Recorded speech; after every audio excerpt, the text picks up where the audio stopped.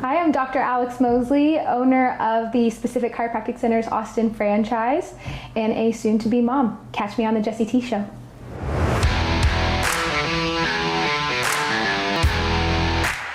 What's going on?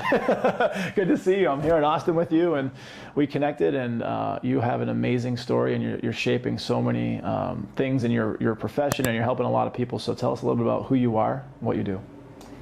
I am, well, first and foremost, I guess I'm an upper cervical chiropractor by profession, and really that's just a fancy way to say I specialize in the top two bones of the neck. Okay. Simply because they have a very unique relationship, a very intimate relationship with the brainstem, which is kind of the most primal part of your central nervous system. So what I get to do every day is help people, overcome things that traditional medicine or alternative care, traditional chiropractic care hasn't really been able to help with. And that's what brought me to Austin. That's what I do here locally. Unbelievable. Where were you coming from before Austin? Well, originally from Arlington. Okay. I don't know if you're from Texas geography. Yeah, okay, I've heard of it. Suburb right outside Dallas. Yeah, kind of right in the middle of Dallas, Fort Worth. That's where I grew up, but I practiced in the Bay Area of California for the past 4 years or so, and then moved back to Texas, to Austin, kind of right before December 2019. Was it Snowpocalypse? So, when was Snowpocalypse? Snowpocalypse was earlier this year. Oh, okay. That was crazy. 2021. That was 2021, okay. I think. Yeah. We've been in a time vortex for like 2 years. Yeah, we what have. It feels like. Pandemic time vortex? Yes. And so we moved December 2019 and then practiced open March 2020, which is when the vortex started. Oh, wow. Yeah. Wow. So, what a time to open a business. Right. Yep. What was that like for you? How did you adjust? How did you pivot? Was it a blessing in disguise? Like, how was it? Because, I mean, for a lot of people, it was, I feel like, half and half. Half of the people thrived and half of the people suffered. And suffered in different ways, right? Mentally, emotionally, all these different things. Business-wise, for you, how was that experience? It's a great question. And very similar experience. Like, either people feel like it was this blessing in disguise, looking for the silver lining, or it just sucked. And for me, fortunately, it was the first one. I think there was a whole lot of blessings there because I was really forced to do things in a very different way than I had previously. And a big part of that, I default to being a workaholic, probably like many entrepreneurs do, and finding success in the busier you are and the more people you know and the more places you can be at. The doing, the doing, exactly. The doing, not necessarily the being. Right. And so that's how I made my practice successful in California, and then pretty much was, going to just emulate the same sort of thing. And then everything shut down. And so I couldn't do all the things. I couldn't meet all the people or go to the places or do what I was accustomed to, I suppose. And so what it really did, and where the blessing really came in, is it forced me to slow down and get very specific about who I wanted to help, the type of messaging I wanted to put out there, the type of clients or patients I wanted to attract. So that got to be really fun. I had a lot of fun with that creativity, and then just personally for myself, I had a lot of healing for my own nervous system, going from, you don't even realize you're burning out on something because you're just, it's on habit, go, repeat. Yeah, and then you're kind of forced to slow down, and all this other stuff comes up, and you kind of have to realize you're forced to see things in a different way, I suppose, or a different perspective. Yeah. And so personally it was huge, and professionally it was really huge, and I really don't have a lot to complain about, fortunately. Beautiful. Yeah. It's a way to live life, not a lot of complaints, no regrets. So in terms of chiropractic, one of my best friends, his name's Dr. Amit Ofek, and he's from Israel. He's a ex-special forces guy over there, but he's this beautiful healer, and he's just an amazing guy. And I'm not sure, he's my main chiropractor. I don't know what method he practices, but I've heard other names of other types of chiropractic, from Gonstead method to energy, like where it's like you don't even touch the person. And one of my other buddies was doing that for a while. Yeah. And there's a system or something too. I forget it. But anyway, so what kind of chiropractic is it that you do? So I know the area that you work on, but is there a certain method, and has it evolved since you first learned it? Oh, fun question. I'm always hesitant to like take a deep dive. Like, let's get weird. The technicalities, especially in chiropractic. Because I just don't, some people, when you hear the word chiropractor or chiropractic, people instantly have a connotation, whether they're quacks or, oh my gosh, the chiropractor saved my life. Right. But it's very kind of polarized. I'm all about it, first of all. So you're amongst friends. So okay, good. We're amongst friends here. That's fun stuff. Yeah, love that. Yes. I'm sure your chiropractor has a ton of different skills based on just this simple background you gave me. Yeah. So I can only imagine. Yes, but it's such a broad scope of a profession, which is very much a blessing because, you can kind of niche down to what you're really good at, what you're passionate about. But then it's also very confusing for public perception because one is not necessarily the same as the other. Let me just say that you're talking to someone who uses plant medicines for healing and goes into different realms of consciousness. So the fact that you actually have a body that you can use your hands on is probably a lot more palpable. So you could definitely tell us what you're. Got it. Yeah. It's not going to be too far out there. I love it. Yeah. I love it. Okay. So upper cervical would be like the make, I guess, and then the model would be what we call upper cervical specific, or it's a type of knee chest chiropractic. Okay. And so you don't actually lay down on a table, I guess, is probably a very different piece of the picture there. Yeah. The table's very different. You're kneeling on your knees, and then your chest is on the table. So the position's very different, and then probably the other things that distinguish it from other techniques would be we use computerized infrared thermography. Okay. So that's similar to an EKG where you're getting your heart checked and it shows up in waves on a graph and the doctor's able to read what's normal or not normal. Yeah. We use technology similar, it's just in a scan, but it shows up in waves on our computer and we know what normal waves look like and abnormal waves look like. Is it assessing the central nervous system or bone structure, or what is it? Measuring heat from the blood vessels, which are under direct control of the sympathetic part of the nervous system, so the part that controls fight or flight. Yeah. So we know we should see a very specific degree range if things are normal. In essence, if the brain and the body are communicating the way that they're supposed to. Yep. And so if we have any sort of chronic health issues, or we're in sympathetic dominance, or just kind of what I call chronic survival mode, just chronic fight or flight, we see those waves kind of go everywhere. Yeah. And polarity, like one end or the other. Yeah. Lots of imbalance, lots of asymmetry, and so we use that every single visit, before and after every single adjustment. So we have a very clear. Yeah. I love data. I guess I should just say that. So, that's great. So I love data. I love analyzing and looking at all the numbers. And so it's a whole lot of data that I get to look at that allows me to take this kind of holistic, huge healing method and try to put as much objectivity to it as we possibly can. Because what I love about healing is just nobody knows how it's going to go. Right.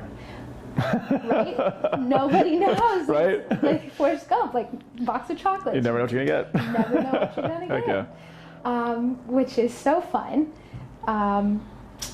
But in order to provide that certainty, it's nice to have objectivity to go back to know. For sure. Hey, sometimes we're all human, and sometimes you're just not supposed to be feeling good as a human. That's true. It doesn't mean anything is necessarily wrong. It just means you're having a shitty couple of days. Yeah, and it could be different kinds of things. It could be, physical, mental, emotional, spiritual, different energies. I mean, there's so much that goes behind it. And it's like being able, with the data that you talked about, so important, be able to whittle down and kind of, everything's situational. Like every person's their own beautiful snowflake. But if you have these data points and data sets, it starts carving out like a rhythm, like within guardrails. So you can kind of, as a healer, you can start to say, well, if I see this, maybe it means this, or if I can look for this and this means this. It's like, it starts to give you these kind of like tools to work with it. Exactly, yeah. Essentially what we're doing is pattern work. Heck yeah. Mm-hmm. And so figuring out, I always say everybody has a fingerprint of dysfunction. At least one. Right, and so really using data through this thermography to figure out what that is for the individual, based on all their life experiences, everything that they've been through. Powerful. And knowing if they're supposed to be feeling what they're feeling, or if something's actually not correct going on in the most foundational system that they have. And then the second piece to that is we take biomechanical x-rays. Okay. So worried about what structure looks like, more so because the way we work with the nervous system is through the top two bones. Yep. But more so concerned with how all these joints are moving in space, because they should be moving in a very typical way. And if we have lots of miscommunication going on, then oftentimes we'll have biomechanical issues as well. Yep. And so worried about not bone out of place, pop back in place, make noise, snap, crackle, pop. The whole thing, yeah, none of that stuff. Like, you wouldn't see what we do on YouTube by any means.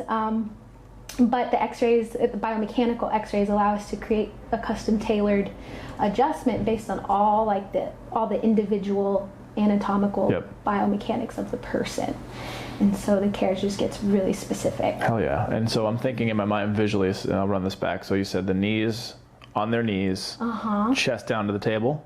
Yeah, so your knees on your knees. Essentially butt up. Butt up, yeah. So in like a cat-cow position. Yeah. Okay. So butt up, and so yoga. Hell yeah. So they're on the table in this position. Looking left or right. Looking left or right. So they're actually turning their head, or they're just using their eyes to look left or right. They're turning their head. Okay. So they're turning left or right, and then as a practitioner, in terms of coming in with your hands, what are you doing in that moment? Everybody's different. But like, what's the range of things that you'll do if you're not popping? If you're not are you doing any adjusting? Yeah. And how does that work? Good question. Oh, this is fun. I'm like, I've never had to graphically paint a picture with my words. Yeah. Yes, so using my hands, I'm to the left or to the right of the patient. Yep. They're looking left or right based on whatever specific correction, I'm making. And you sometimes hear a pop, for sure. Generally, you will hear a pop, and it's really high up, so it can feel like, I don't know if that was my jaw or my ear, or what just happened. Can't discern where it's coming from. Yeah, I always tell patients there's kind of this spectrum of emotions that happen, especially after a first upper cervical adjustment. Yeah. Sometimes people are very unimpressed. They're like, that's it. They came for a parlor trick. They don't want immediate healing or like some sort of feedback. They're like, oh, this is different. Yeah, but it doesn't always work like that. Right. Sometimes they're very unimpressed. Most of the time, I tell patients you may feel like a deer in headlights, where you just need to make sure you pause, take a breath, make sure feel your toes, move your fingers. Everything's okay. Everything still works. All the way to people cussing, to the very cathartic reactions where your eyes well up with tears, just that big release, kind of what you're talking about. And then afterwards they go immediately into a zero gravity chair where they relax for about 20 minutes to allow their body to process and integrate. I've never been in a zero gravity chair. I've heard of them. So what is that experience generally like for most people? Like in terms of, is it like a big like recliner type situation? And is there like settings where you can adjust, or is it just like once you sit in it, you're in it kind of thing? Yeah. Yep. Think of it like a recliner. Once you sit in it, you're in it. There are chairs with like a whole bunch of bells and whistles. I've got one of those. I find it to actually be most effective to have no bells and whistles. Isn't it funny how that works? Yes. Sometimes the most like vanilla process, like the one that's not all tricked out with all these things, that's like a lot of times the best way to do things. Less is more. It is. It is. It's like CJ talks about it. He's mentioned a few times. He's like, this is CJ's podcast studio here in Austin, so that's why I'm bringing him up, CJ Finley. But he talks about subtraction that leads to addition. Like, so like with your time, like removing things from your time that don't light you up or that aren't serving you, and it'll give you more time, so to speak. Yes. So it's like just like implements and tools and different healing modalities, instead of being all tricked out with like all these different things. Sometimes the straightforward method, like eating cleaner, like that's going to help you so much. Eating life versus like eating junk food, all that stuff. Yeah. My favorite thing to tell patients when they're like, what sort of diet should I be on, or all this stuff, and people they tend to think I need to do all of these things, X, Y, and Z, add all of this into my wellness routine in order to create a healthy body. And I'm like, just eat foods that rot. Yeah, right? Pretty much. Right? Everything on the outer rim of the store, right? Like that's all you have to focus on. There's this meme or quote or whatever going around that I've seen the last couple of years, and it's like, if you go to the doctor and they don't ask you about your sleep, your nutrition, your relationships, your body movement, energy, like all this different stuff before they prescribe you something, you don't have a doctor, you have a drug dealer. It sounds like you do a lot of this holistic stuff from what I'm just picking up. So like, what is your mindset and philosophy around health and wellness in general? I love what you just said. It's like, that'll punch some people in the face. It's supposed to. Right? For sure. Right? Sometimes the truth lands hard. Yeah, for sure. Big old reality slap. But I ask about all of those things. Yeah. One of the most favorite things I do with any potential new client is, because I don't take every case on, it has to be a good fit. Smart. From a business perspective, you don't want a pain in the ass. Right. Someone who's going to like. It's got to be synergistic. A malpractice suit, like some HIPAA violation, some sort of business thing. Like you just, as a business operator, that's a very smart way to do business. Yeah. Never mind, it's just a human being. You want a quality of life, like that's. Right. Yeah. You don't have to deal with headaches. Right. Yeah. Yep. No headaches either way. Good. Smart. Yep. But one of the things that I'll do is, because generally people go to the chiropractor usually because they're in some sort of pain. Most often physical pain. We've got chronic head pain, headaches, migraines, neck pain, low back pain, sciatica, whatever, all these buzzwords. But pain is usually the last thing to show up.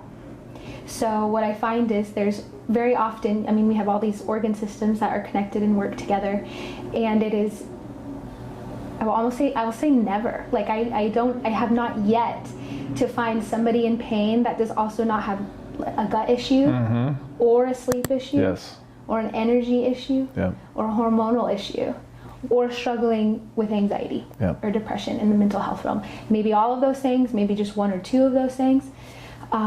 But pain is always the last to show up, and it's the first thing we like to listen to, because we just like to not, I don't know, in today's society we don't pay attention to any of those other things. We take a drug, or we take an OTC medication every single day and think that that's normal. And it's common to feel pretty shitty, but it's not normal to feel shitty. Right, you don't have to. You don't have to. And it's we can get deep into, the rabbit hole of like media and big pharma, and like they're embedded together and they push narratives, they push product, they want to sell and all that different stuff. And so I think that having, I'm a big follower of a guy named Ben Greenfield and Paul Chek and these other folks that are out there. The girlfriend doctor here, I think she's in Houston, Texas, Annika Becca, who's a friend of mine, and they're really big into holistic wellness. They're big into eating foods like CJ Sir, eating life, or things like moving your body, or things like relationships. And you look into places around the world, blue zones, and why people are the most centurions out there, and it's because their lifestyle, and they play until they're old, and they're creative, and they dance, and they obviously eat well, and all these different things. And so there's so much to choose from on that menu of health and wellness, from, you said, mental, physical, emotional, spiritual, gut health, all these different things. Where do you find in your practice and in your guideship of people, do you generally start? Do you, obviously you're a chiropractor by trade, and this is like a physical kind of representation of, healing, but like, where do you start in terms of maybe like calibrating a client, and like, where do you start in terms of prescribing health and wellness to somebody? Yeah, and before you answer, I think my thing just stopped, so I'm going to put up a memory card. Go for it. Yeah, because this little red thing just stopped recording, but the audio will get picked up on the other one, which is fine.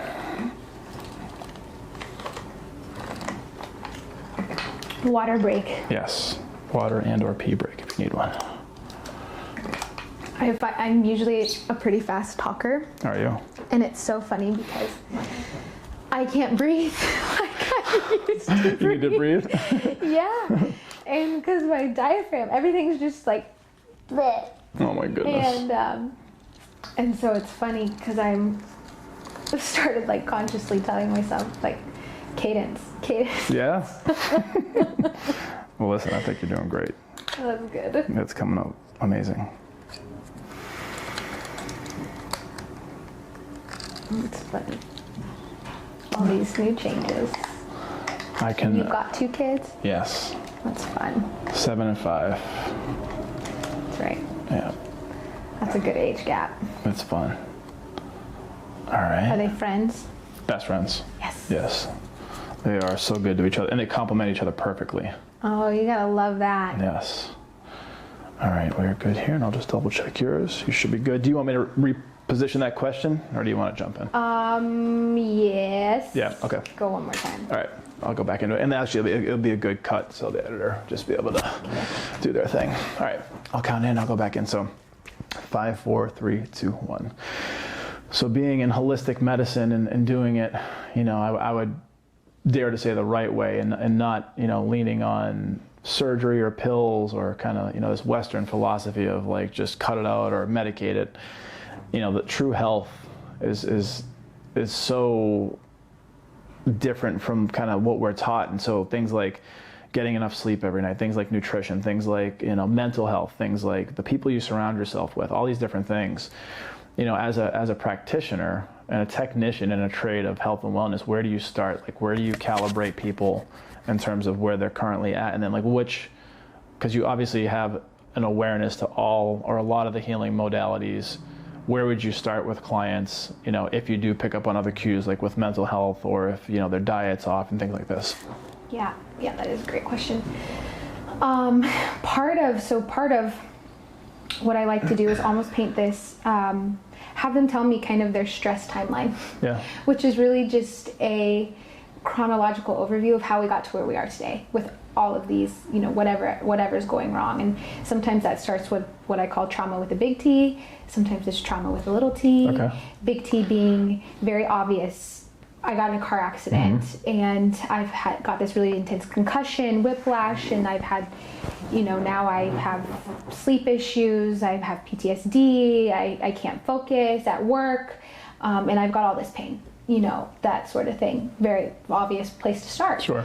Versus trauma with a little t can be, and this is how a lot of patients, especially women, start. But it's, my parents divorced when I was a kid, and I got my period, and then I got my first migraine in middle school shortly after that, and I've struggled with my weight and with acne, and my periods just are awful, and I've got anxiety now and some OCD stuff, and so just kind of painting this timeline of when did stress overwhelm the nervous system's ability to adapt that stress, and so now it's stuck as stored chaos within the body, and everything comes out sideways, whether it's anger and frustration, or oftentimes we just manifest it through health issues, which is why stress can tend to make health issues worse. Exacerbate them. Absolutely. Yeah. Because they're rooted in stress. Yep.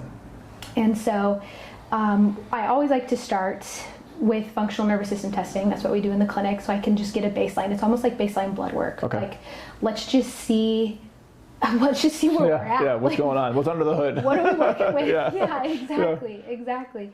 And from there, I can see a whole lot of stuff, objective stuff, all the way to, if patients aren't telling me they have gut issues, I'm like, what's going on here with this system? They're like, oh yeah, I had my gallbladder removed, 5 years ago. I totally forgot about that. Or whatever. And it's like, okay, that's an important. Yeah, you need the information. Right. Exactly. And so really, I call it passive neuroplasticity. Okay. Is the type of work that I do, and I love that neuroplasticity is getting so popular. Yeah. Nervous system is kind of a buzzword these days. Right. You can find it everywhere, which is super fun because it sheds light on this topic that is, you can take a deep dive into so many different ways. Yes. But how to support your nervous system is what so many of these modalities are doing, and not only that, but the parasympathetic part of the vagus nerve, which is also kind of this getting trendy, which I love. But that's all active neuroplasticity. That's all daily habits and behaviors and things people are doing in order to help restore integrity back to their nervous system, because we default into fight or flight or chronic survival mode just because we have a survival biology. That's how we were built. And so the ego is dedicated to survival of itself. 100%. How can I protect this human from absolutely any pain whatsoever? It doesn't matter what type. Yes. So we have all these systems that are kind of counterintuitive to a healthy lifestyle because they put us in these places that don't, allude to healthy practices. Totally. And then when we start getting healthy, our brain will literally pull us back into these default patterns and behaviors, because that's where it knows it can add in some trauma, add in some stress. You get a cocktail for like addictions and self-sabotaging and all these different things. Perfect little recipe. Yep. Totally. And so we always start with the passive neuroplasticity part. That's what we do in the clinic, because it's just helping reintegrate the mind and the body in a way that we can't do on our own. What does that look like, passive neuroplasticity, versus like the daily implements of habits, like that, you know, whether it's thermogenesis or some sort of biohacking, moving the body, like that's the other side of the plastic? Yeah. So in essence, specifically those top two bones, because they protect the brainstem, which is where that's the most primal part of your nervous system. Whenever somebody's super stressed out, I'm always like, okay, they're in their brainstem. Is that what you say? We can't use like logic reasoning. Do you say that to your friends? Get out of your brainstem. Pretty much. Well, and you'll notice it, because it's too, like, we have each individual, like we all have these little neuroses and things we do, whether it's like, I'm about to have this conversation, so I'm going to have it while pacing, because the movement helps me integrate the stress. Isn't that amazing? So it helps me bring it, helps me drop down a hierarchy, like brain development wise, so I can my body can better process and handle, and I can think more clearly. I used to do that all the time when I was in a business that was super stressful. I'd go out on the phone, pace back and forth, and it was actually a learned behavior. I saw other people do it. I saw like a couple different like people in a higher tier, like leadership, and like they would just go out and they smoked. I didn't. They would smoke and they'd walk back and forth. So now that they're smoking, they're pacing, they're talking, and I don't do it anymore. But it's amazing how those things, you don't even think about those things. You just do them. Right. Yeah. Yeah, you can see it all the way in little kids, like with ADHD behaviors, and you know, also I say every entrepreneur these days that has ADHD, or we all have some like level of functional anxiety or something. Sure. Especially with the past couple of years, it's all these things, talk about throwing gasoline on a fire. Yes. Like that's kind of where a lot of us are at. But all these little what's that word I'm looking for? Synchronistic. Syncratic, I don't know. Yes, all these little neuroses we have really are there to just help our bodies reduce the anxiety that we're dealing with, so that we can use our higher functioning, our higher brain power, and get out of our brainstem. And reason being, so those top two bones, the passive neuroplasticity part, all of our joints have what's called mechanoreceptors. They all send information up to the brain, and then the brain's responsible for processing that information and sending the response back down. So, and that all happens through our nervous system. But our specific joints, our spinal joints, all of our joints, any joints. That's why, like, if you hit your knee and you rub it, or like you move around or you shake your wrist, all of that distracts your brain because it's sending information to your brain. How about that? Okay. Your proprioception is your sixth sense. Wow. So like sitting in stillness is really big, like for people, like especially maybe in a healing capacity, whatever they're healing from, like not distracting themselves, not moving themselves, not, just really kind of sitting in stillness. Yeah, and it's hard because there's no distraction. That's why movement is so powerful too. Yes. Movement is, we need to move. That's babies developing, tummy time, sitting, crawling. That's where life happens, because we're developing our brain. But that's why stillness is so powerful, because we're learning to sit with the discomfort without any sort of distraction. Wow. That even moving our body would stimulate. And so the most mechanoreceptors per muscle, per gram of muscle, sit right up here in these muscles that protect the top two bones. Wow. So it's just really efficient. Yep. I would say the biggest bang for your buck is up here in these top two bones. Okay. And that's why oftentimes if you hear of a chiropractic miracle story, it involves something really up here. Okay. Yeah. Okay. That's powerful. So in terms of someone that you're working with, a patient, you mentioned earlier that you don't necessarily, I don't know if you do some or none, but you don't really do much cracking or popping or any of that stuff. There might be some, but what does that look like in terms of like a biomechanical practice for you? So they may turn their heads left and right. What are the things you doing physically? Are you putting your hands on them, like moving kind of like cranial work, where it's like soft bone stuff, where it's, how intense does it get in terms of like your application, like physically with them?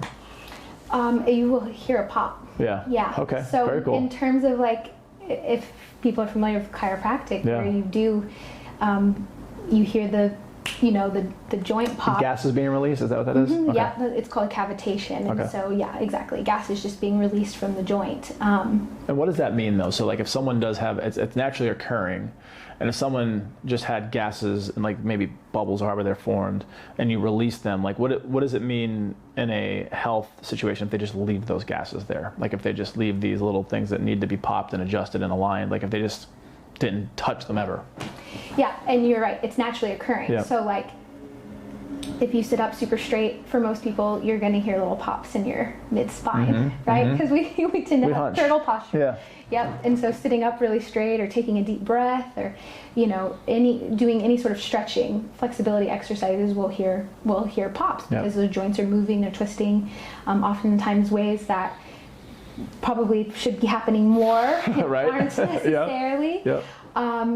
So it's not necessarily, the goal isn't to create more joint space or release those gases. So if they weren't going to be released, it's not really any consequence. The issue is if those joints are sticky, if they're moving the way, are they moving the way that they're supposed to, or are they not? Okay. And if they're not moving the way that they're supposed to, that starts sending a bunch of signals to our brain. It changes the input to our brain, which is why it's kind of like the chicken or the egg. But if we have any sort of immobility going on, then we're going to have joints that are now hypermobile because our bodies are going to figure out how to compensate and do what they need to do. Yeah. And joints that are hypomobile are not moving enough. Okay. So the goal is to figure out, if we're looking at this like a knot, like, where do I need to pull in order to release this, in order to unwind, unkink the whole line, the whole chain. Yep. And so what we're figuring out biomechanically is, what is that? Where is that sticky point? The linchpin, so to speak. Like, if you do this one thing, a lot of other things get affected. Less is more. Yeah. Beautiful. Okay. And so, in terms of chiropractic and just my own experience, my best experience has been with Dr. Ofek, but we also have someone in our family, Dr. Lynn, who's like an aunt to our children, and she's amazing too. She's down in Orlando, Florida. But there are some other folks that are out there that just want to keep people on the hamster wheel of, you know, keep coming back, where different parts of the world, specifically in the East, a lot of different practitioners of health, they're compensated highly or even better when they actually heal someone, get them out of the system, where we're pretty much, you know, in a sick care system. We want to keep people somewhat sick on pills and, you know, dependent on doctors or you know, surgeons or whatever. So it sounds like you're on the other side of, like, actually healing people. So what is your mindset on taking somebody under care and then, you know, putting them on some sort of plan and then, like, getting them the healing? Is there like a structure? Like, I know some chiropractors do like a 10-visit thing, and then, you know, they may see if there's a need for more. But I guess the mentality above all, the structure of how that works is, like, are you of the mind of getting people to full health and, like, getting them back to living a life of abundance? Such a good question. Yeah. Hell yeah. My goal with working with anybody is always to put myself out of a job. Okay. And that's part of why the data and the objectivity that we use in practice is so important, because it's a high level of accountability. Am I getting the job done or not? Right. Because we could be feeling fantastic, but that could also just be therapeutic, where we're not actually creating real long-lasting change. Yep. And so we need both. We need the long-term change, and we need the objective data showing that the body is actually transforming itself from the inside out and communicating and processing differently than it did when we started. Yep. And the goal is to not only create that for the patient, which is the process. It is, you're coming here for a reason because you're all jacked up, yep, and we've got to fix it. You know, and if I'm doing my job, then we'll fix it. Yep. And we can measure that if I'm doing it correctly. And then at the same time giving them, you know, empowering them with the tools like we talked about, like the active neuroplasticity stuff. Yes. That they can then do at home to continue supporting their nervous system, not just supporting the parasympathetic side or the rest and digest side, because the goal to a long and happy life isn't just to have strong systems. It's to be able to adapt between these two systems, yep, very seamlessly, because they're designed to dance with one another. And if we have a dominant system either way, then our body's not going to be able to communicate effectively or adapt to stress effectively. Sure. And so the goal is to have these systems supported in a way where we can move seamlessly in between the two as needed, where we can respond and react. But if we're, having a crazy stress reaction, our body can easily go back into that state of slowness and healing and restoration. Yep. There's a lot of people that are interested about natural ways of wellness and different things that are out there. I know you were thinking like it may be kind of like in the woo-woo or out there space in terms of chiropractic. Like some people have this belief they either love it or they think it's like weird, like a quack, like you said. I think that's the term that you used. But for me, in my own healing journey, I've used chiropractic and I use all these other things. And I had a gentleman on, a brother that led a DMT journey for me back a few months ago. But he, in his DMT journey, which is, are you familiar with DMT? Mm-mm. It's referred to as the God or the spirit molecule, and it's a naturally occurring chemical that is unaltered. It's a plant medicine, and it allows you to have these amazing breakthroughs and heal traumas and do all these different things. And his part of his journey is he's had cancer before, and he's had testicular cancer, and people in his family have cancer before, and he's in this journey with plant medicine heavily, and he found this plant medicine that I've worked with before called Combo. Combo comes from a frog, and it's a peptide, and it's the different things that are in the secretion from, basically it's a venom too, it's a poison, where he's healed cancer for himself. His sister has healed cancer, and these can be anecdotal, but I've heard of other people around the world doing the same things. Something you ingest? So I have it here, and there's they put burn marks on you, and then they take the frog venom, which is like a little dollop of like this like yellowy, whitish, material, kind of like a little bit of like it's kind of somewhat dry, but then they put water on it, and then it can go into, and so it basically heals. It's a full lymphatic system flush, and it gets all these different impurities out. It gets all these different like diseases out, and it's used for different things, from mental, emotional, physical illness. And so I am on that path of learning about that. I've used it before, and it was profound. And what it does is it makes you throw up, and it's like very you purge intensely. Just throw up or out? It's both sides. Okay. Yeah. But for me, it was mainly the front, where people can go both. Yeah. And people that use it 3 times in a month, a lunar cycle, there's all this other stuff that goes with it, but basically they've healed cancer with it. Like people that have gone in, specifically this one guy that I can speak to that I know for sure, he's gone in, his panels, his blood markers were one thing, he came back and they were completely different. They're like, whatever you're doing, keep doing. Totally. That being said, where there's these miracle things that happen with these out there modalities, and that's a much further out there modality than chiropractic. What are some of the healings that you've seen in either colleagues, your own practice, case studies that you've heard of, in terms of like what you've witnessed with this care? What kind of healing, can it give to people? Yeah, I love that you just shared that with me. Essentially, the forces we're working with are the same. Yep. So in this case, we're taking a frog medicine, venom, yep. Or plant medicine, or whatever the medium may be. But the goal is, you're using a destructive force to work with the innate forces of your body to create a constructive force for the human body. Essentially, I'm doing the exact same thing. I'm just using my hands in practice. But the goal is the same. The goal is to take something exogenous that works with the body as efficiently and accurately as possible, where we're not necessarily going to predict it, but we do have an expected outcome, in our minds of how this is going to work with the body to get to X, Y, Z. Yep. And so I love that, because I'm not using frog venom. I'm using my hands. Right. But essentially, it's a very similar process where we're working with the insides of the body to use that power that every single human has, that they were born with. Their healing power, Their healing power that's innately given to us. In order to reconnect all of these systems, just the brain and the body, because if they're communicating correctly, it's going to fix itself. For sure. And in a way where it's fixed. Yeah, you don't have to keep putting Band-Aids on it, and actually fix the root and not the symptom. Yes. Yes, exactly. What was the original question? The question is, what was the most profound healing that you've witnessed personally and or through other mediums, whether they're colleagues or case a while ago. His name is Michael Coles, and Michael Coles is the founder of the Great American Cookie, which used to be all in malls, and I think now they're like freestanding buildings. But he's also, he's in his 70s now. He was also the Caribou Coffee CEO for a while. Like, so he's done some interesting things. But the one big thing that really impressed me the most was I think 6 weeks after he opened the first Great American Cookie, which was in Atlanta.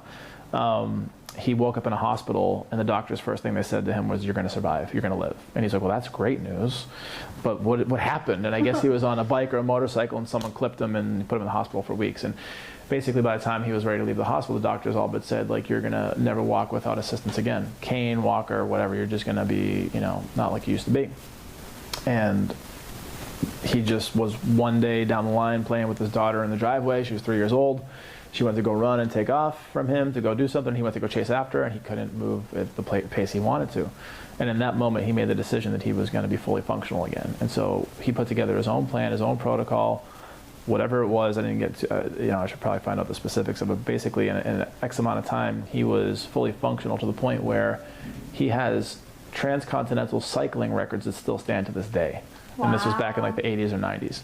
And so the power of just the mind alone, just the mind, if you can really tap in through meditation or stillness and just really kind of, and then putting like Dr. Joe's type stuff where you're putting emotions into things and you're really crystallizing, what it would feel like and be like to have this thing or do this thing.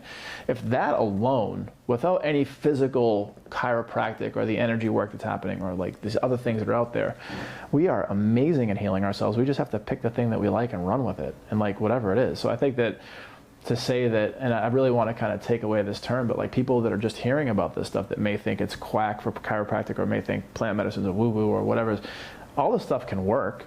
It really comes down to you. You're the healer.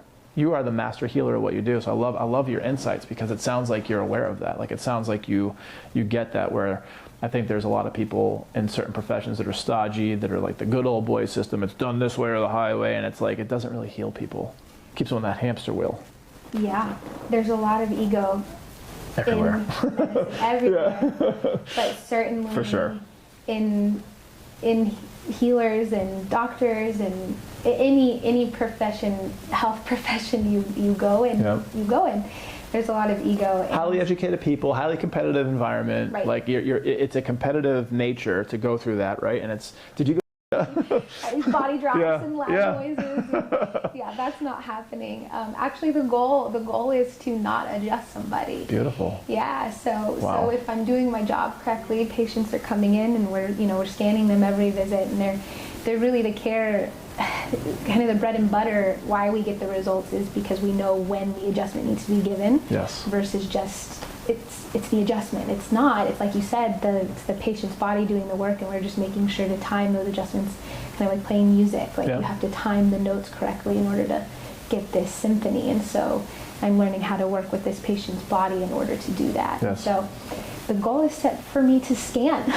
Is it? Okay. Heck yeah. Hands off. Yeah, pretty much. Yeah. And the better I am at my job, the less adjustments this person will need, and Wow. the faster results we'll get. Yep. And so fortunately, I'm still practicing. I plan on practicing until all the way you can. All the way that I can. Yeah. Are you going to take any time off just to be with baby, or are you going to kind of get back to it, or what does that look like for you? Yeah, we've got so the specific chiropractic centers, we're a franchise, and so I own our Austin location, more locations. Hopefully in the next year or so. Thank you. Can't wait. You and me both. And then I have my closest colleagues. We've got one in Dallas and one in Fort Worth, and so they'll be able to come provide some maternity. Very cool. Or support. Yeah. So I can take leave, and my established patients can get the care that they need. And then I also have an associate doctor. Beautiful. What does your leave look like in terms of because again, I love America and have fought for America in the military, but there's a lot of things that we could do a little bit better, specifically leave for moms and for dads. Yeah. What do you think it's going to look like? I'm sure you might pop in the office here and there if you want to, but in terms of are you giving yourself a time frame, like 2 months, 3 months, 6 weeks? What does that look like for you? That's a good question. I like to say at least a month. Okay, good. But, yeah. Right? And I've got the support to do that. It's so funny. I have no idea how I'm going to be. Yeah. Like if I'm going to be like ready to go back. Right. Like, you might be itching. You might be like, I want to go back. Or you might not. Yeah. Or I'm totally open to the possibility that I never want to go back ever again. Yep. I love it. It's possible. Yeah. Yeah. And so I have the pieces in place in order for me to kind of do both, Yep. which feels very Beautiful. good. I'm all about options. Yes. See what the moment calls for. Yes. Yeah. Options to me is freedom. So. Yep. Freedom is everything. Yeah. Yeah. And so I have the options to have that in place if I want to stay home or if I want to go back sooner than I anticipate. Okay. Then I have that option as well. And then that piece, I didn't want to gloss over it. Are you actually under care right now? Yeah. Okay. Mm-hmm. Yep. It's kind of tricky a little bit because I don't have any of our doctors. I'm under upper cervical specific care, so Yep. the type of care that I provide is the type of care I'm under, but we're not local. Because you have people in different parts of Texas. Everywhere. Yeah, we're all over the country. And so we meet actually relatively frequently, every couple of months or so. Okay. Yeah. And so I get checked, that's what we call it, where we get scanned, and Yep. you have to be checked, assessed whether or not you need an adjustment. Okay. And I mean, I've been under this care over a decade now. Wow. So Wow. I don't need them super frequently, and a healthy female body likes being pregnant. It's For kind sure. of what we were designed. For sure. You make all the humans. for. Right. Right. Our Most important job. Yeah, designed for that. So, fortunately, I've really enjoyed being pregnant. Hell yeah. Yeah. Hell yeah. It's a bit, I've seen it on the outside looking in a few times, and it's the most beautiful thing. It's what it does is it's just this evolution and this I can't even put words into it, but it's been so like awe-inspiring to see, and then to be a dad and to be a part of that, and just it's incredible. So I know I didn't ask this in the beginning, and it's okay that it's not linear, but in terms of how you even were drawn to chiropractic, like what was it that was there? Did you come from like a healing type family? Do you come from people that are like into like alternative, healing modalities? But like, I like how you say that. yeah, because it's not. It's really unbelievable. So how were you drawn to it? I came from a very traditional medical Western allopathic family. Okay. And chiropractic is not even a word I knew growing up. Okay. Nobody in my family had ever been to one. I didn't know what it was. And I wanted to be an OBGYN, so Okay. I wanted to be a medical doctor. I've always been very curious about women's health and love taking care of kids. I take care of a lot of kids in practice. And it was my junior year of undergrad. Yep. When you're studying for your tests and you're like having your mock interviews Yeah. and like all these things.